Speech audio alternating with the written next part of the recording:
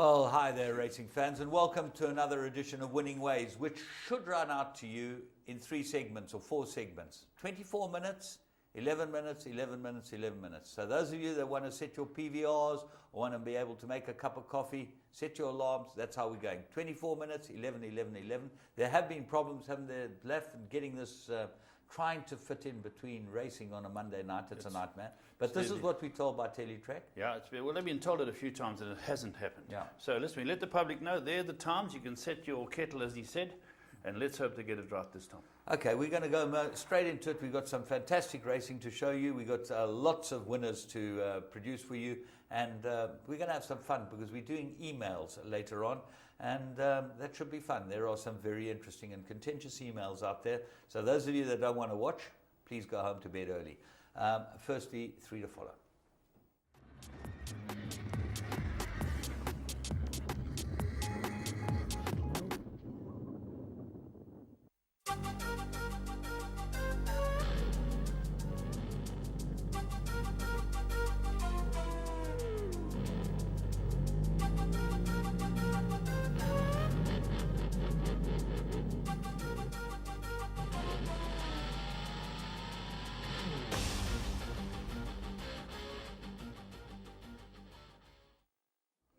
Well, after we've done this show next week, we will be straight to Johannesburg to go and play golf with Gary Player. Any of you who haven't booked, get hold of Tom Callahan. It's a great event on the Tuesday before the National 2-Year-Old Sale, and then Thursday and Friday the National 2-Year-Old Sale. But let's go and have a look at our 3 to follow.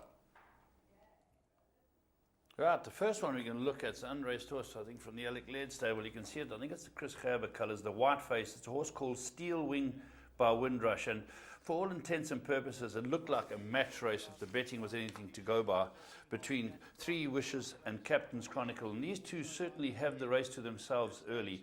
The white face is your eventual winner, Three Wishes, and in the well, you can't even see him, Laff. He's second last on the right-hand side of your screen, just gone out of picture. Yeah, that's Steel Wing. Just watch this horse, Steel Wing. This is obviously a good horse because, firstly, you can't win on the outside of Scottsville. Lots of horses have shown that that's an impossibility.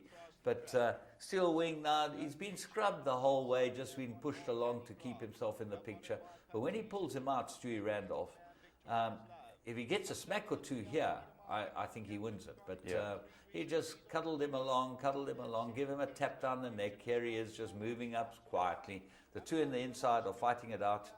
Yeah, Three Wishes, Captain's Chronicle. And looks like all intentions it's going to be an easy win for the Delpesh Mount. But suddenly, here's Stewie Randolph arriving on this horse. And it's a very, very, very good run by the runner-up. Well, he's lugged in the whole way. And as first-timers often do, they're a bit green and probably not that easy to ride. But the jury's out, and we will see what happens to Steel Wing next time. Looks like a blinder to us. We'll move on to the next one.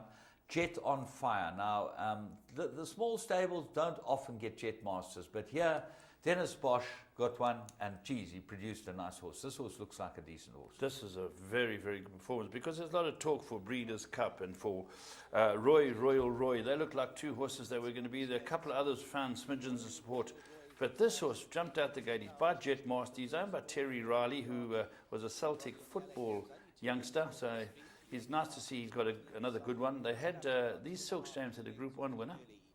Do you remember the little Cahal filly, the little grey? Yeah, the grey Cahal filly. But Jet. he's a nice guy as well, Terry. Yeah, Terry, great guy. They deserve a horse like this, and I hope it goes on for them because this absolutely dawdled in, beautifully produced by Dennis Bosch for the race. There was money for it. And my goodness, did it win well. Watch it wins away from it. Yeah, at the 400 now, they shake it up. And everyone's expecting them to come because there was money for Earl of Derby, an unraced horse from the Alec Laird stable, who runs second, runs a very good debut. But look at this winner. Yeah, he just absolutely... When he hits it...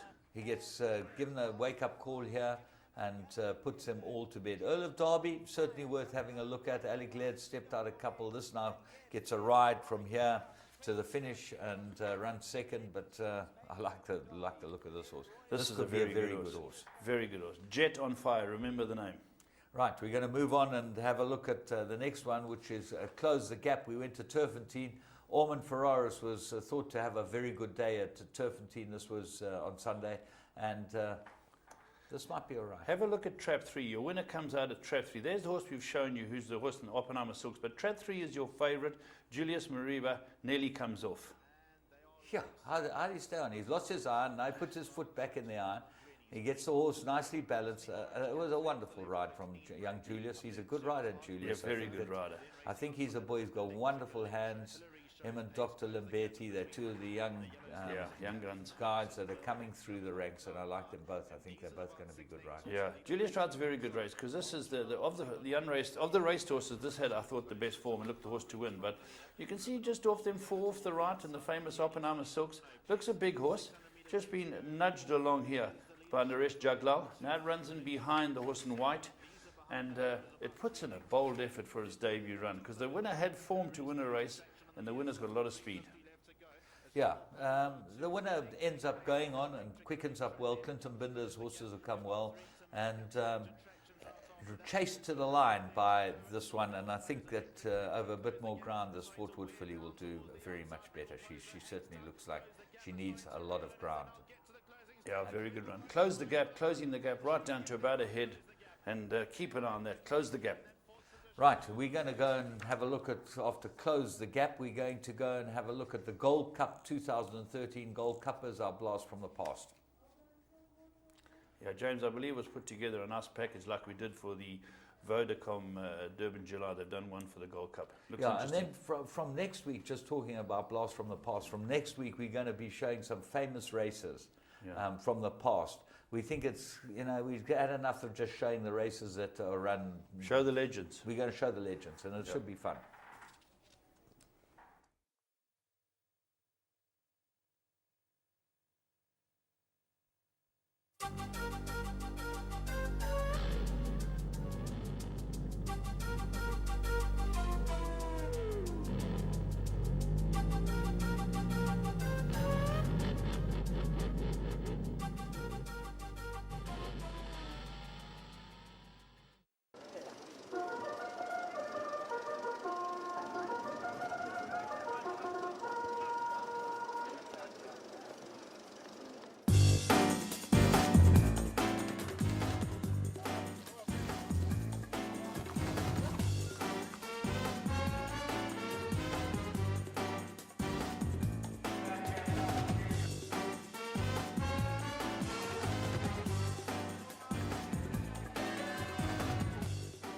Long distance and Grade 1 racing is at its prime today.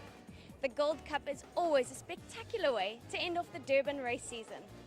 This year, you stand a chance to win a brand new Ford Figo. Let's hope the draw is in your favour.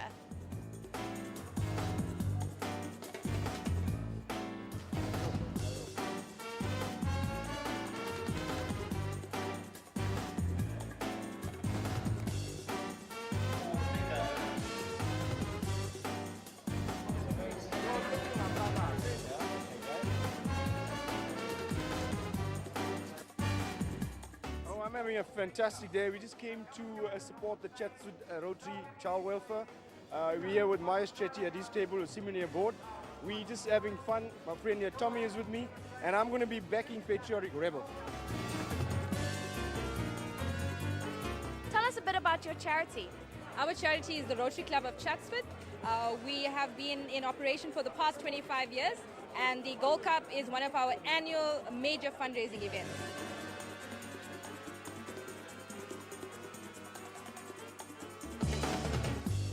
Tell us a bit about your charity and what the Gold Cup means for you. Okay, Phoenix Child Welfare is one of the oldest welfare organizations in the country. We rely a lot on public funding, so this is a fundraising drive, and we look forward to the support of patrons. It helps us to offer services, much needed services like adoption, foster care, and looking after the interests of children in need. Tell us a bit about your charity and what the Gold Cup means to you. Okay, we are Rotary. We're a non-profit organization. We're based in Chatsworth. We do a lot of community-based projects. We provide free lunches for the school. We've got a wellness center that we actually provide dialysis to people that cannot afford it. So fundraising is an integral part of it, and Gold Cup is one of those events that we actually raise tickets. We sell to the public, and we hope to make money in that respect. So Rotary is amazing. It's like 34,000 clubs worldwide, and we're proud to be associated with them.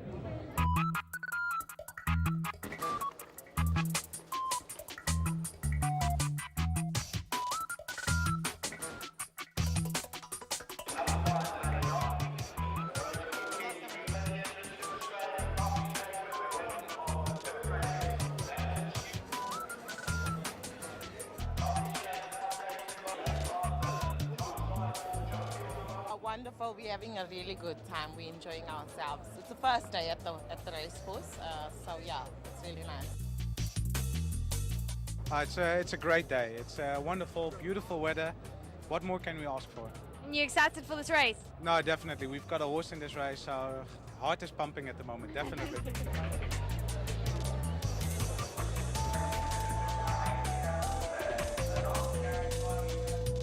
We hope that our horses come in for the main race. Who are you betting on? Going for Shogunner. Yeah, he's going to be the one that runs in. But yeah, we'll see what happens. 100%, it's amazing. Well, we're looking at number 11, which is Calcutta, but I also fancy Blake as well. If she doesn't come back, I'll be your substitute. Whenever you want me, don't you know I'll be your substitute. Whenever you need me, each day by. Are you enjoying the atmosphere here? Magic, very much so, magic. And you winning anything? I've lost a few, I've won a few so far, so far it's going good. Good company, good friends, I'm okay. I'm gonna be on TV.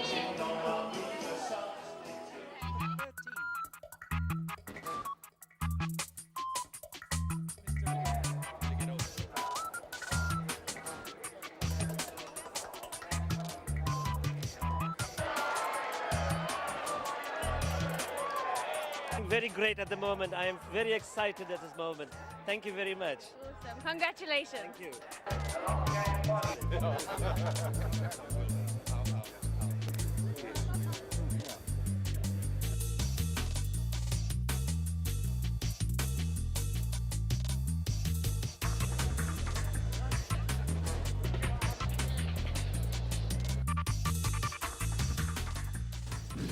And they racing away. S'il vous plaît missed the kick about 2 lengths as the starter said go.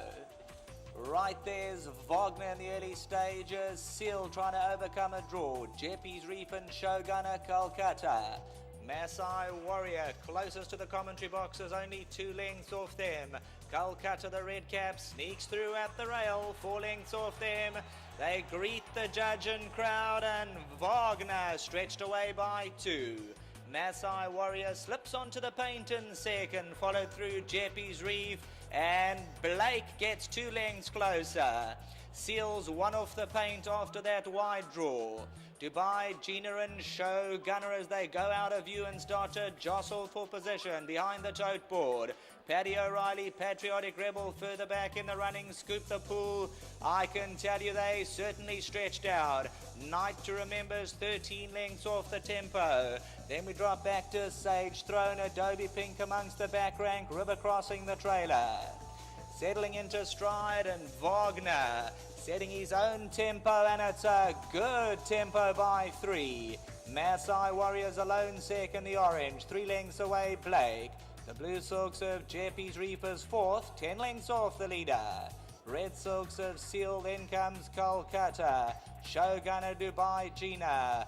Night to Remember the grey, mid-division but 13 lengths off the speed. Sage Thrones on the inside, scoop the pool. S'il vous plaît next call, Paddy O'Reilly. They must be a dozen lengths off the leaders. Canterbury Tail dropping back through the field. Then we find Gold Onyx, ridden cold, must be 14, 15 lengths off them. River Crossing is the trailer. Wagner has the call in the Gold Cup, leads by 2.5. Maasai Warriors second. They're going to start to get a little bit closer as Wagner just seems to steady the ship in front. Shogunners on the prowl, 3 lengths off the leader's Seal, Jeppy's Reef.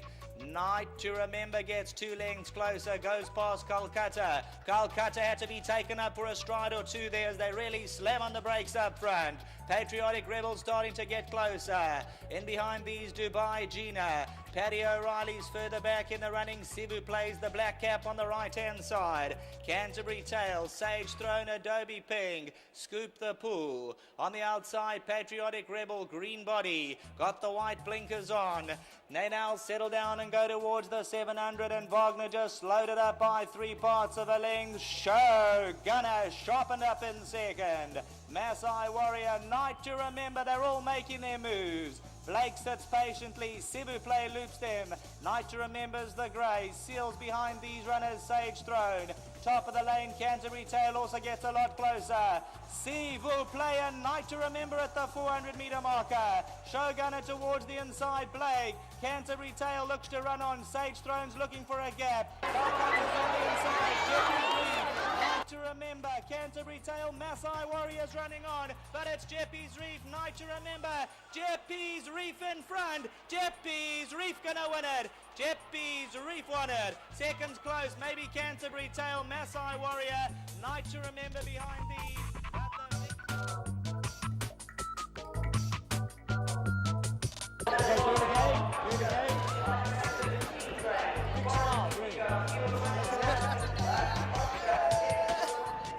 What a wonderful way to end off the day.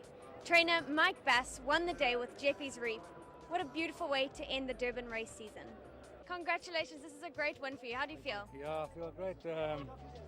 You know, it's been a long season, and hopefully I was looking to get a grade 1, but I didn't have many chances, and I don't know whether I thought I could win today, but you know, it's a relief to have won one, and always nice to win a Group 1. Great feeling. Thank you.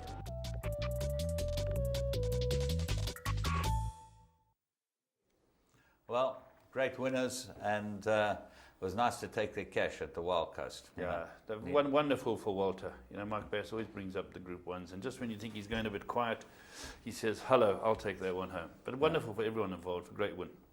Yeah, I think that the season was a triumph for Gold Circle, and certainly the best racing we've seen, and we look forward to some more of it. Let's move on, and we're going to have a look at the Plum of the Week.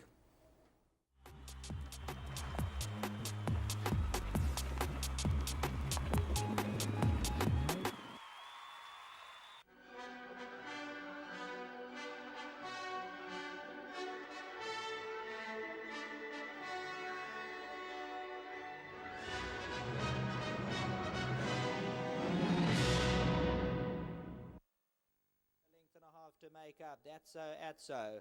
Quintella's between runners, 400 metres to go, and Berlinetta now looks on the inside, puts her head in front, trying to close in Advance Warning. Kigai to the outside, Zemfira. Inside the 200, Berlinetta, Advance Warning looks to put on the pressure, but it's Berlinetta who goes for home, clear by a length and a half. Advance Warning's coming out second best, and another one race over. Berlinetta strides away full of fire. Advance Warning second, then came Kigai. That's so, Atso, and Two-Tone Rocker. Well, best you could get with your local bucket shop, bookmaker, whatever you wanted to have a bet with, was even money, 9 to 10. 14 to 10 within the bet, paid R2 on the tote for a win. Yeah. It looked like a blinder, but it was drawn 1. Everyone said drawn 1, Clearwood can't win. Can't win, it won by lengths. Won by lengths, but it run in a Group 1 the time before, was drawn 15 out of 16 or whatever in the Group 1. It looked like an absolute penalty. Correct. And there you go, 14 to 10 with Interbet. So if you ever want to have a bet, you better get an Interbet account. And just Johnny Stark, that hard-working Johnny Stark, you know, he gives us the information. Anytime we get a hold of him in the office, grafting, he's a fantastic guy. And I tell you, he's worked hard to get this business going. Oh, he's done well. It's a wonderful business. Yeah, so let's go and have a look at current affairs.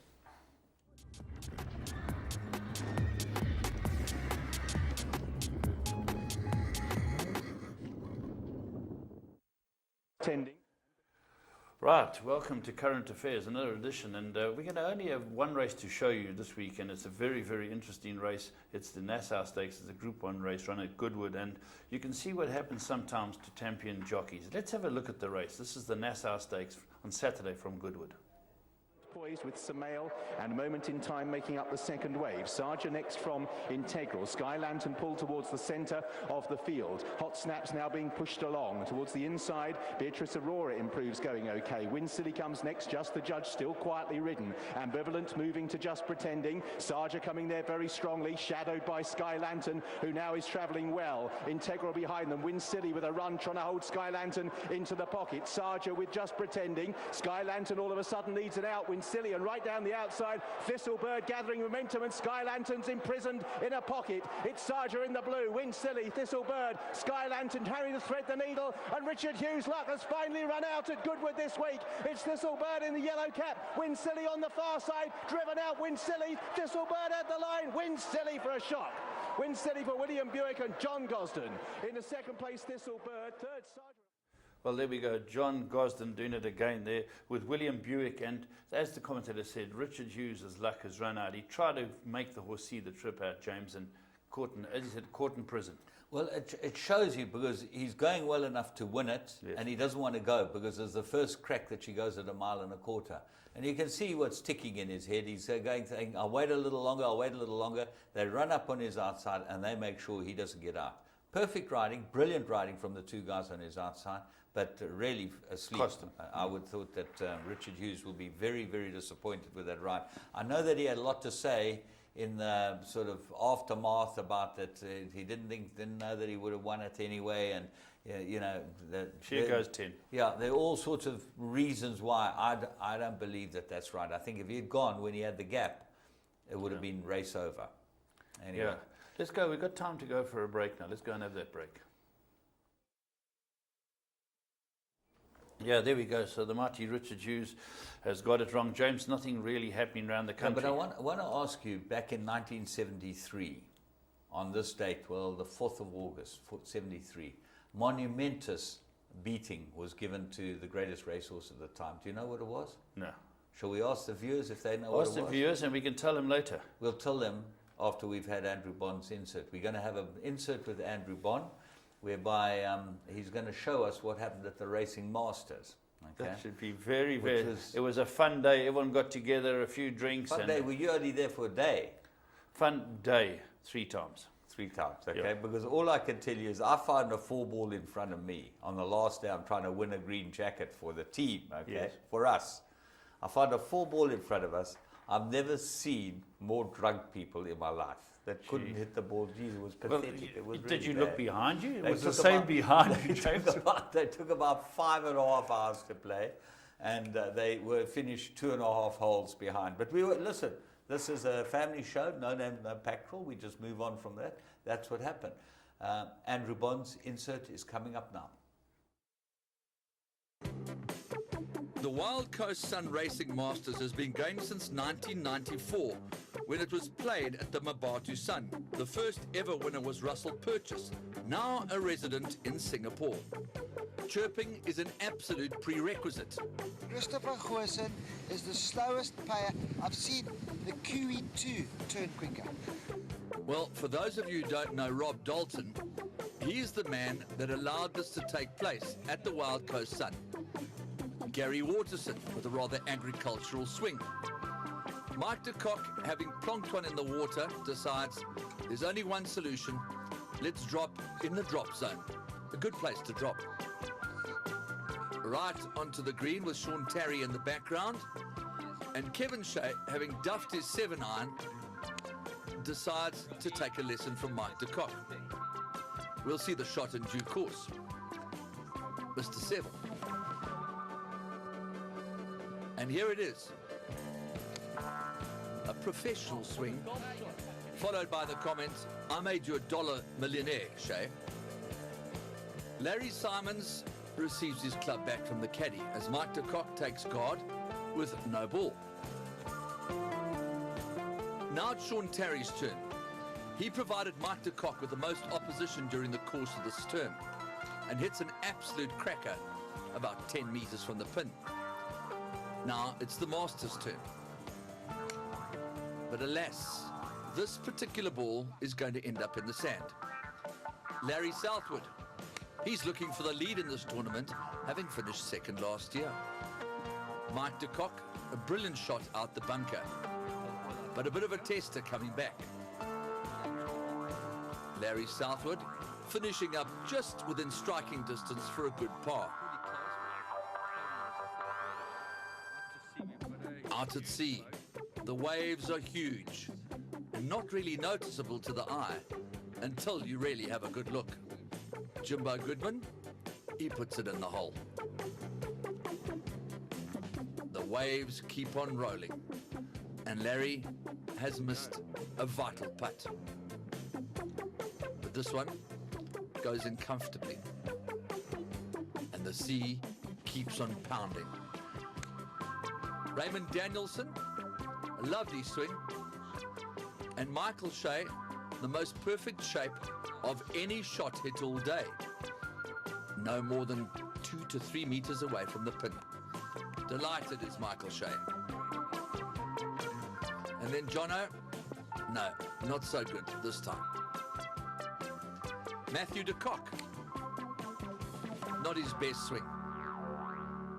He plays a for 5 handicap. And the Wild Coast keeps on rolling. And whilst Michael Shea and his 4-ball conclude the par 3 across the ravine, it's the turn of Robbie Hill to take guard. Fly ball, fly ball, fly ball. Is it going to be far enough? I think the body language tells the story. Graham Costa, a beast of a man, hits the ball with contemptuous ease. Wayne Scrooby battling with a little bit of orthopedic prosthetic insertion, nothing that a Voltaren or Cataflan can't help, and a very fine shot, not quite on the green. And Mark Gullen hits the near perfect shot, closest to the pin. Absolutely delighted. Robbie Hill, has he borrowed enough? Oh, perhaps too much. Oh, this one goes the other way. And the serenity of the Fish Eagle prevails above. As Mark Gullen goes for his birdie. No good, son. No good, son.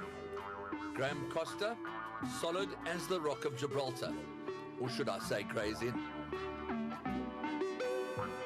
Robbie Hill, oh, so stiff, lips out.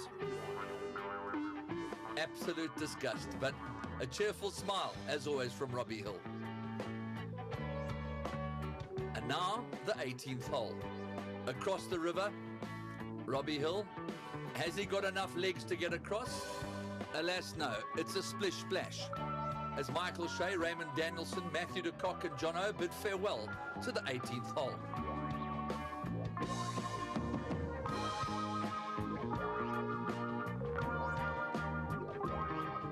Bit of shaky camera work, but the end result is good.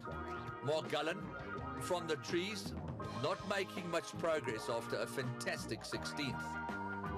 What have you got in there, Mama? She's got a bit of a sore stomach having to watch Graham Costa not quite make the green. But for the 3rd time, he manages to get almost onto the green and a long way back. Mark Gullen not shaping up too well. And Wayne's putt not quite finding the mark as well. The horses on their way back from the ride tells you what the Wild Coast is all about. Tranquility, beauty, and really a place where you can relax. Is this putt going to go in? Oh, stiff yet again. And that's the 18th hole for Wayne Scrooby and his team. A great time had by all. Mark Gullen, Graham Costa. And who's the other guy? Well, it's Bugs Wilson after a phenomenal drive across the water. Billy Basson, Murin Sook. And then it's the inimitable Paul Lafferty's 4-ball, 5-ball, 6-ball, Holly in attendance, so too Trevor Ferree. Rickieson looking for trouble. And please believe me, the funniest man on the course. Derek Martin. Does he make it across the water? Only just.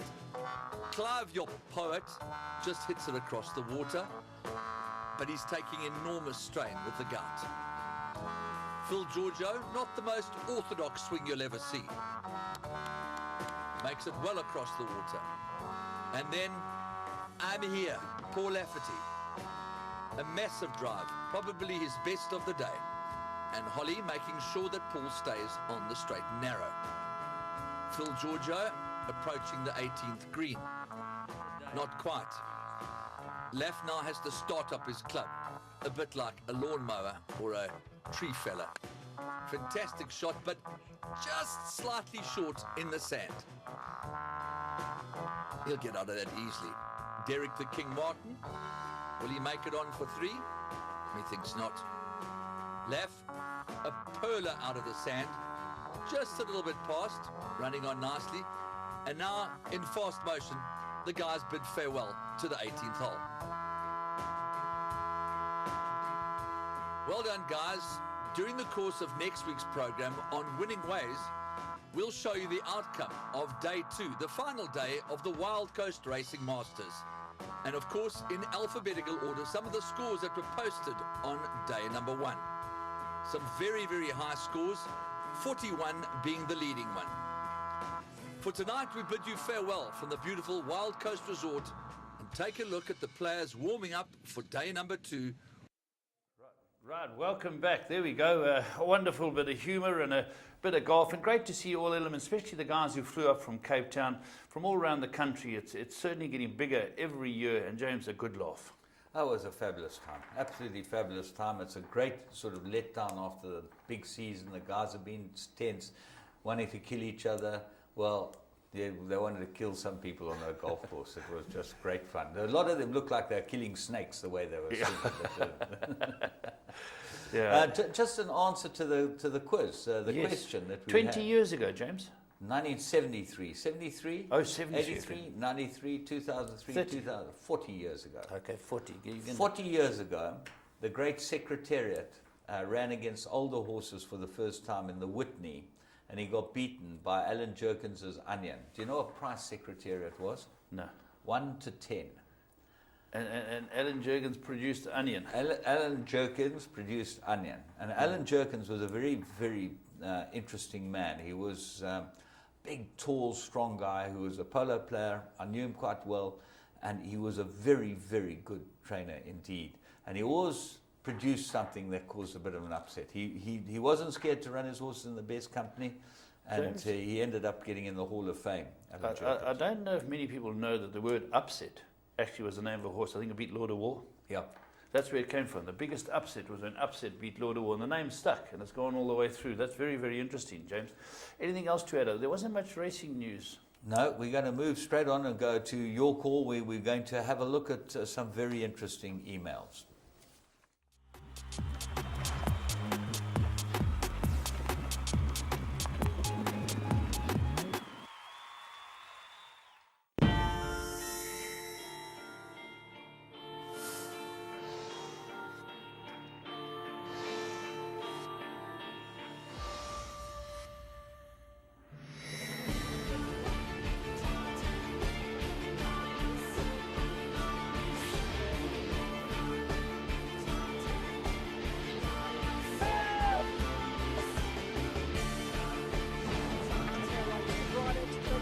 Second position, but Military Roses giving them a bath.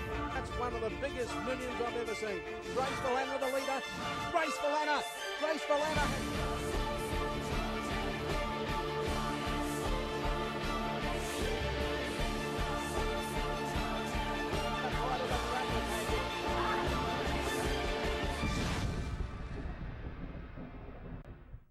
Well, you're actually going to come to Paul. He's going to kick off the batting here because he's Gary Kirsten. So Yeah, I'm Gary Kirsten. I'm going to open the batting. And the first email we've got is from George Barnes.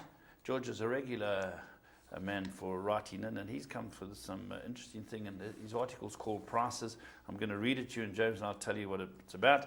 I think it's disgusting. Well, I don't think you can read this completely, but just say the gist of it, Laff. Right, we know the what gist we of could it. get into trouble for this. Correct. The gist of it is that Shay Shay in England is 5-2 and 3-1, but Betting World have it at 15-10.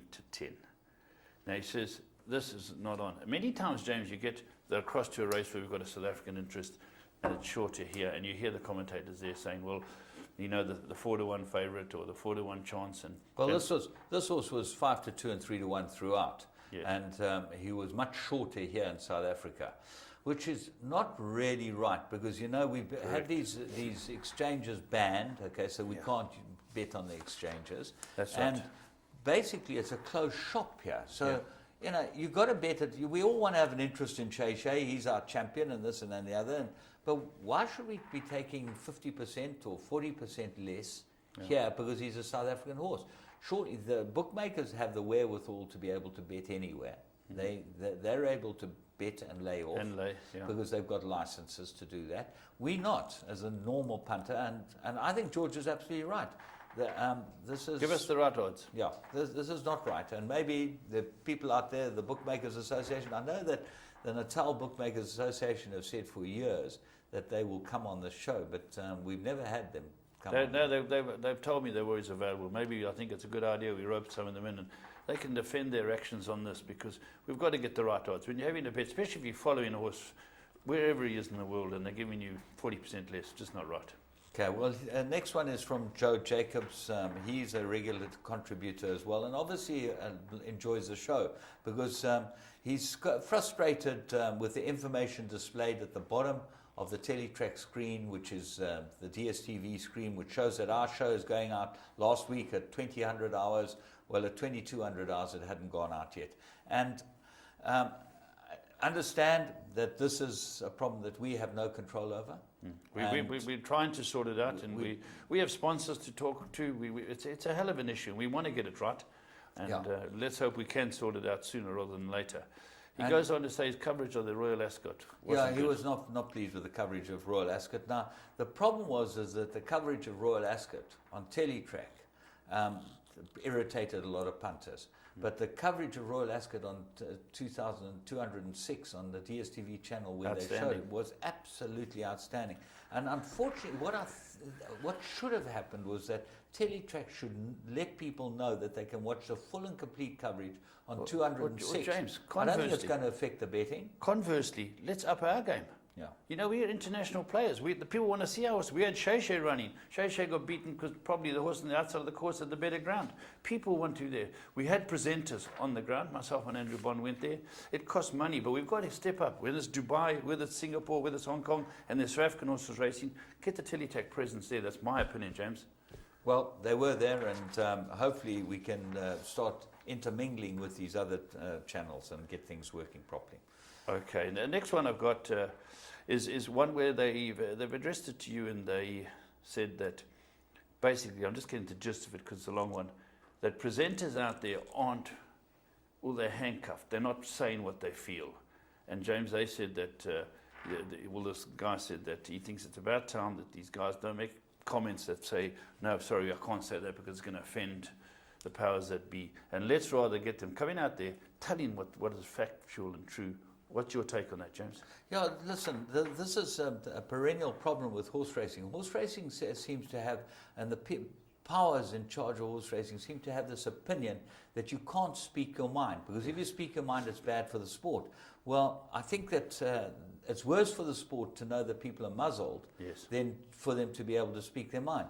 There are a lot of very, very bright people that come on television that know the industry inside out, that have a very good opinion and idea of what should be said and what shouldn't be said. And because they say something a little contentious, they're not allowed to say it. I don't believe that that's right in any form of any life. Okay, you've got to be able to speak your mind. If you say something that is derogatory to the point that it might be suable in court, well, then take the consequences. You know, and I'm very happy to, as a presenter on Winning Ways, to be able to say what I think and take the consequences. Because I don't believe at any stage in the 5 years we've done Winning Ways, we have said anything that is suable in court. We have said a lot of contentious things, which might have upset a lot of people. Which makes for good TV. You know, John McCurrick's done it all his life. John McCurrick goes out there and tells it what it's like.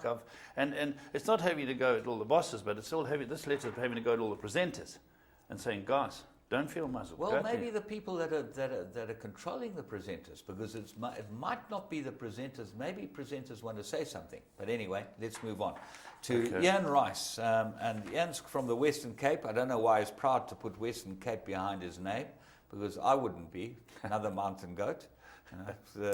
Enjoy the show. Probably the only one where the punter can be heard. Well, I don't know. The punter can be heard everywhere. 4 issues which I'd like to respond. Dress code. Many owners and some trainers leading the horse look like they've just got out of bed. Reminds me of the unmade waterbed. Faded jeans, tacky shirts, tacky tidy. You wouldn't like that. No, You know, tacky's Rob expensive, sells yeah. a lot of these things. Is this the image one to prepare? It's a pity these people can't follow the examples of Alan Creef, Michael Roberts, who dress smartly. James, it's a good point, and I know Gold Circle have brought it up a couple of times, saying, guys, let's just try and get it right, you know, especially if we're trying to show our pictures all over the world, and a lot of people have got dress codes, you know, it's right through Asia, right through Europe, there are dress codes. We don't want to shackle people to such a degree that you can't come racing, but if you're training a horse or leading in a winner, try and be presentable. So point one, valid point. Okay, second point, and I think this is a valid point. Why is it that in certain centres the favourite is almost always loaded last in the stalls? This is an unfair advantage. It is understood that problem horses are usually loaded last, but this happens too often to be a coincidence. Do you see this happening? Well, I haven't sat and looked at the records, but I think you're probably right. I think Ian Rice has looked at it and seen the favourites going in last. You know, we've got to take that up with the starter and say, what is going on? Is it the case, James? Have you noticed? Yeah, I definitely think that there is a bias towards the favourite horses going in, and certainly the hot favourites very often go in last. Yeah. Time between races. Is there any reason why, except Kimberley, there's such long gaps between races? Seems a minimum 35 minutes for races, taking just over a minute to complete. It's understood that scheduling has to consider races being screened elsewhere, even major overseas meetings. The norm is 30 minutes, even for jump racing. Well, I think this is the problem. He's hit it on the head. Gold Cup Day, James, 50 minutes. There is scheduling for other race meetings now. Yeah, but James, 50 minutes. I don't know what their justification was. Maybe they can say, well, but on Gold Cup Day, when I was coming out to run in the Phillies Laff, feature, we've said this all along. We've said that Gold Cup, July, the big four meetings, the Summer Cup, the Met, they should be stand-alone meetings on Teletrack.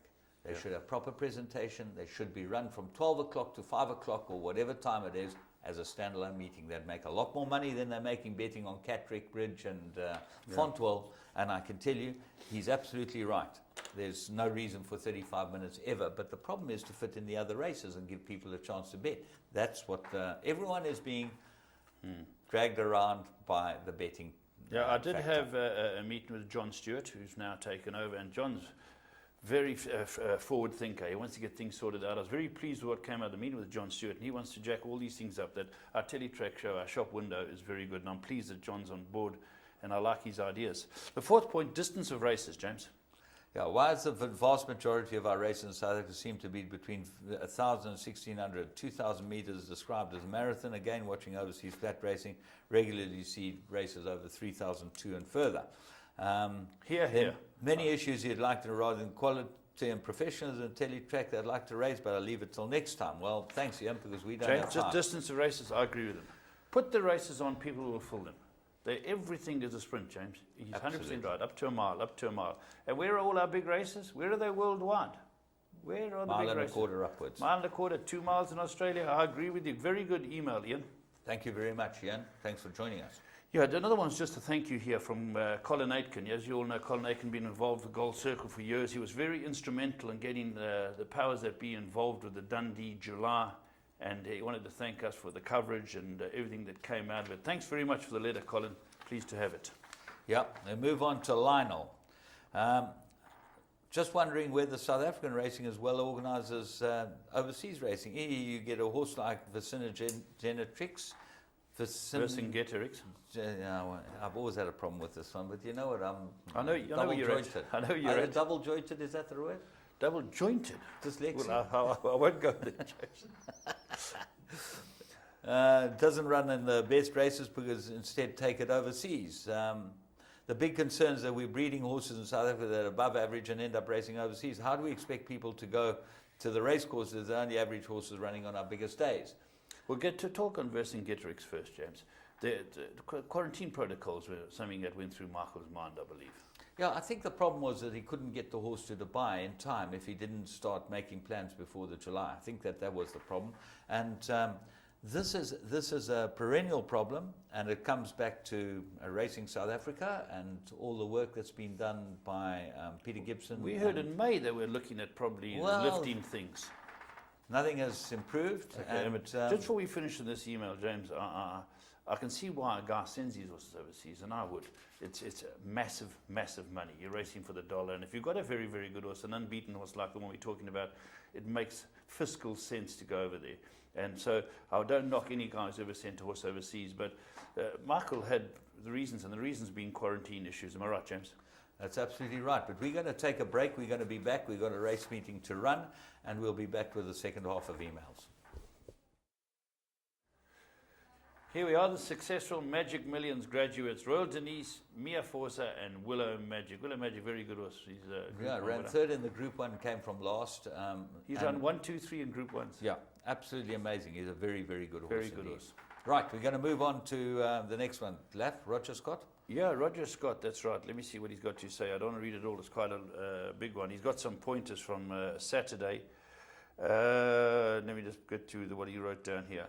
Yes, his gripe is basically this. He said, we're building up to the Vodacom Durban July, and he says, here we have the week to come, and they have a panel, and they haven't got a trainer or a jockey on it. He said, he doesn't want to put the boot into the guys that were on, but the powers that be, please put on the likes of Robert Bloomberg from the year before, Michael de Kock, any trainer or jockey, get them on, and not to have other people who aren't that close to the action. That's his gripe. James, what do you think?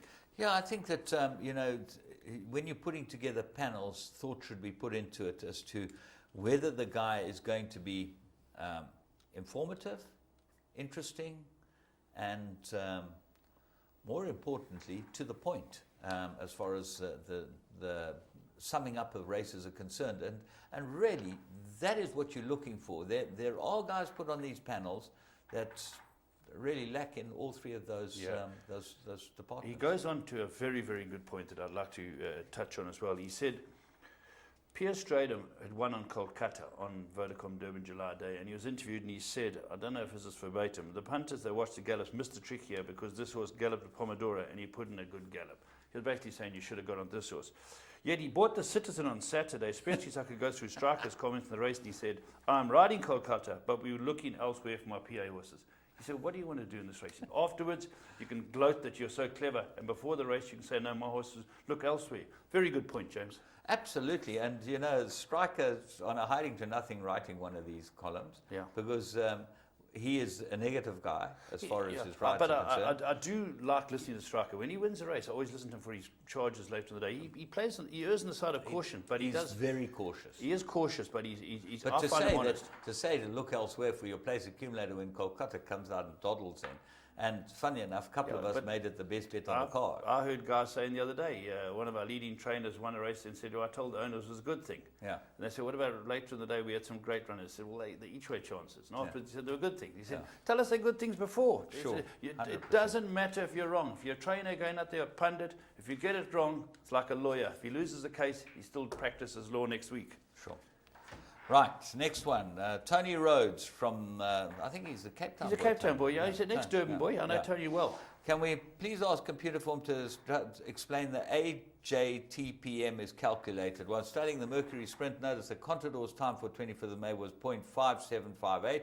He carried 53.5 kilos. Over 1,201 and 68.21. All the Secrets on the 25th of May carried 58.5 over 1,200 and finished 3.75 lengths behind Via Africa, who won at 67.87. All the Secrets time 68.33. AJTPM for Contador 0.05758. AJTM for all the Secret 0.05770. Surely a 5 kilo difference would result in a faster time for all the Secrets. Well, what is your opinion? Well, it's very simple. This is the most interesting and useful tool in punting. The adjusted time. Adjusted time per minute, which they have in Is it meter or minute? Adjusted time per meter, per meter, yeah. And this tool is adjusted, and that's why what you're seeing is what you get. What you correct. yeah, I hear it's what not you're saying. it's not actual, it's adjusted, and they have a formula to adjust it, and it's very, very accurate and very, very good. Do you follow it? Yeah, I do, and certainly in races, big races, or races that have been run by a lot of good horses, you'll find that the best horses come up with the best adjusted time per meter meter. You're there. Per meter consistently, and this is a great tool. And well done for bringing it up, Tony. Very Roach. well done, Tony. It's really Roach, well worth well buying worth it. computer form, looking at for that. Now another one here, James, is from John Solani, if I spelled your name, pronounce your name right. John goes on to say that he's a little concerned that a lot of guys are asked about their horses' efforts not being up to scratch, and they say, well, listen, it's in the inoculation period. Now, he says, if you've got a problem with the inoculation period, why run your horses? And someone must do something about it. What is your Well, the problem is that you've got to inoculate horses at least 4 times a year. Okay, you've got to do horse sickness twice in a period of 6 months. That's right. And you've got to do 2 flu vaccinations. That's You've right. got to. Yeah, okay? these are compulsory. Now, that's compulsory. And the problem is that the horse sickness vaccination, the second week, the vets say to us, and they tell us that this is the way to work the horses, no work in the second week. They mustn't sweat. They mustn't be stressed. That's when the temperature can spike. That's the problem, because it's like a flu injection or whatever. Anyway, the problem is that some trainers work a little harder than others during this period, and horses do lose their form, because if you've had a week off, it can happen. Can happen, yeah. So it's that's a hell of a difficult problem, this, and I don't know how we can get around it, except for the jockey club saying that you have got to notify when your horses have inoculated, and it should be printed in the Something race card like that the horse was inoculated within the There's, last at month. the moment, there's so much info out there. You're right. All right, Jim, I believe you've got a photo of me. I know, this is very good, because this is a photo that was sent to us, and I think that you should just zoom in on it if possible. Yeah. Who's that talking to me? Yeah, Did you can see that you know you're a bit of a baboon. Well, I'm a hairy sod. I can take that Hairy part. sod, that's why I picked you Hairy up. sod. I'm This trying can to only think- be Derek Martin. Yeah, who's that? It looks like King Looks and like- the King and Looks like the King. King Martin, he's got enough sunglasses to be DK Martin. So, might be him, but let's move on. And Merle Parker has sent us a reminder that this year's Equus horse race. Now, we thought we'd better bring this up. Yeah. Journalist of the Year entries, and we've had this from every single one of us get this, all our journalists. The award is open to print, television, electronic meeting. For your convenience, I attach here to the Equus Committee requirements, okay? And the requirements are that we've got to enter ourselves. Now, That's honestly, I've told Merle Parker, and I've told the Racing Association and the Equus Awards, I'm not entering myself for any award. Enter me, James. I'm not an egotistical maniac, okay? And I'm not entering you either. I agree with you. And I think that they should pick out the journalists that they want to give the award to, and it should be a surprise like every other Equus Correct. award, If- okay? So these are the 3 journalists, invite them to your function and have a go. But don't I ask us agree, to enter just- ourselves. I agree. Imagine Mollett or Thistleton or one of the guys around the country writes a great article. They should pick it up. Sure. And say, we really like this article, it's great, or go off one of the websites. Robin Lowe's a perfect Yes, example. there's She plenty of writes some people who are writing fantastic good articles, and if someone likes a TV coverage, pull it off themselves. Okay, let's move on. George Barnes again. This George is is quite back. interesting. This Yeah. is from... Okay, George, this is very interesting. We've got a few to go, but this is very interesting. The other day, I'm just going to get to the gist of it. The other day, 2 horses ran. And the horse was supposed to run the second. Correct me if I'm wrong here, James. The horse was supposed to run in the second race, ran in the Third third, and the third race ran in the second. Something to that effect. It was the 3rd and the 4th race. Sorry, actually, there we go. Kenilworth. Yeah, Third and Kenilworth. fourth races, and the guy was fined. The trainer in question was fined for putting the wrong horses in the wrong race. Well, he saddled the wrong 2 horses. He saddled the 3rd horse in the 4th race and the 4th horse in the 3rd race. Yes. But the question here is trainer Andre Steyn signed an admission of guilt to the controversial Rule 38.3 in that he, as a trainer of Duchess, Rosita and Rainbow Spectrum, failed to comply with the instruction contained in the passport with regard to checking the identity of the horses. He was fined R1,000. Furthermore, the person responsible for checking the identification, now this is the point, has had serious disciplinary action taken against her. What was it? Well, that's the point. You know, Strain got fined R1,000, the poor muppet. He was probably got the horses mixed up or the races mixed up or someone was hucking him. Yeah. But there's a person that's meant to check these horses. They've got an actual machine to check it. Surely they come and they put the machine on and say, hey, this doesn't tally. They walk around with this pile of passports. Yeah. That's ridiculous. Who guards the gods, James? Well, that's exactly right. So Okay, that's- Joe Joseph. Yeah, Sorry, Joey. this is a long one and I'm not going to go through it. Shall we move on? Yeah, we've just, run out of time. it's Paul Lafferty, pretty- was there anything else? Yeah, just a last look at this one here. No, that was I don't think we're going to read them out, but just let you know, you can get on the Equus Awards. All the nominees for the different categories: champion 2-year-old, champion 2-year-old filly, champion 3-year-old colt, champion, right the way down to horse of the year. The judges panel who are going to give these decisions are Andrew Harrison, Patrick Davis, Robert Garner, Nick Kritziadis, Matthew Lips, Johan Malherbe, Roger Smith, Graham Hawkins, and Larry Weinstein, who is a non-voting chairperson. So go on the site and have a look who the nominees are for this, James. Okay, Laf, we've had a wonderful set of emails, and we look forward to your comment in the near future, and we'll be doing this again soon. But from Laf and me, you have a great week's racing.